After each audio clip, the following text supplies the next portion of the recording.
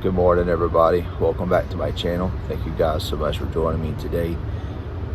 Today I want to talk about preparedness when the grid goes down. I'm not going to get too deep into it on this video, but the United Kingdom had told their people that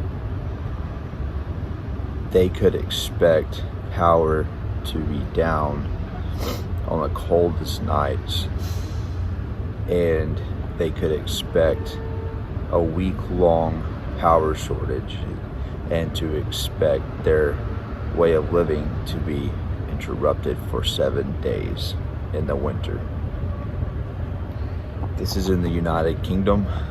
This is not in the United States. However, it very well could be, as we know our grid system is very fragile. So that being said, let's talk about blackouts. What do you have in your closet to keep your family warm, fed, and hydrated during a blackout? The first thing that you need is light. You need a light source. So you can pick up flashlights at Walmart for cheap, like $1 cheap. I would put one flashlight in each room next to some spare batteries in every room. I would also put in every room a cheap candle next to a Bic lighter in every room. That way you have two sources of flashlights. In my previous video, I talked about redundancy, having redundancy. Each room have two sources of light, a candle, a Bic lighter, a flashlight, and batteries. Okay, after that, look at your water. If you're reliant on the sink and that type of water, then definitely you need to have cases of water. Have enough water for 14 days instead of 7. You need to have more than that, but it's also hard to store water. So you could have, if you wanted to, have 14 days of water, or you could have 7 days of water, and for all of your family. But you have to think that that water is also going to be bathing, cleaning, and drinking, not just drinking.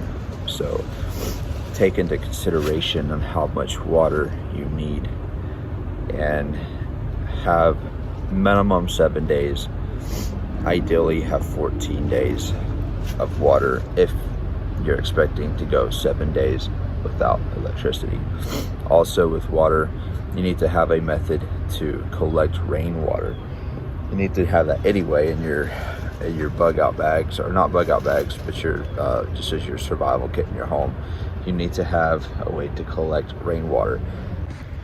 All you need to have is a tarp and a way to hang that tarp to where when water falls on it, you can tie one end of the tarp to a rock that goes into like a barrel or a trash bag, or a barrel or a trash can or a bucket of some sort, and then that water will flow down into, when it rains, into that bucket. We'll get into that on a different video. I have a lot of videos I want to do, but that is a way that there's a lot of people that's done videos on that. You could just Google that, YouTube that.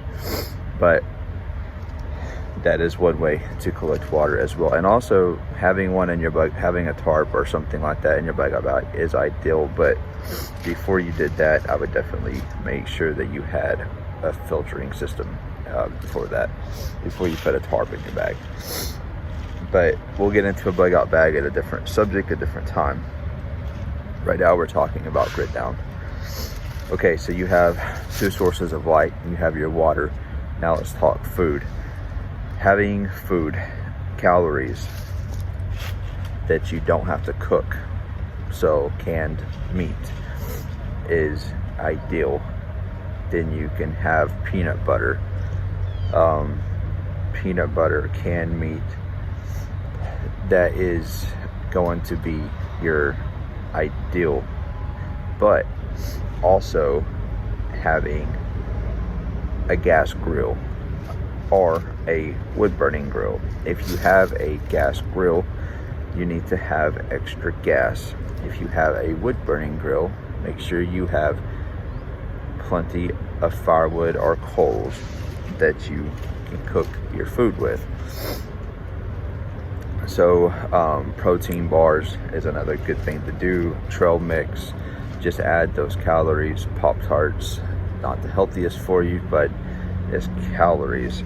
Add the calories. Your body needs calories to stay warm. Once you run out of calories, your body gets cold. Make sure you have your pantry stocked with that. Now, if you have meat, if you have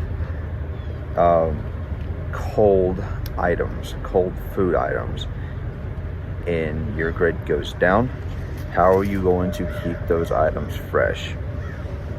So you could have an ice chest ready to go, but your ice could run out. So ideally what you need to have is a generator. A generator is a great way to keep your refrigerator going and charge your phones, things like that. But if you have a generator, you need to go get extra gas to run that generator for the week that you are expected, or the time that you're preparing for the grid to be down. So extra gas for your generator. They do make solar generator, but it's pretty expensive. Worth it? I don't know. I haven't looked much into that, but they do make solar generators. Okay, charging your phones, a way of communication. Solar battery banks. Solar battery banks are battery banks. I had 2 battery banks, and my battery banks will charge my phone 10 times on one charge. 10 times on one charge, and I got 2 of that, so I got 20 charges. So if necessary, you could do what I have, and mine's not solar, mine are, you plug with electricity. I do have a solar one, but it's not my favorite to use, but I do have one. It charges my phone, I think, 3 times, but I could recharge it in the sun. Having a battery bank is ideal for you and your family, and you could use it for emergency calls only, but you have a way to keep your phone charged. A radio, a hand crank radio, okay? Having a hand crank radio is essential. You can listen to what's going on, and it also backs as a flashlight as well, so it doesn't require electricity, so you can hear what's going on around you, and you know, have a third source of light as well.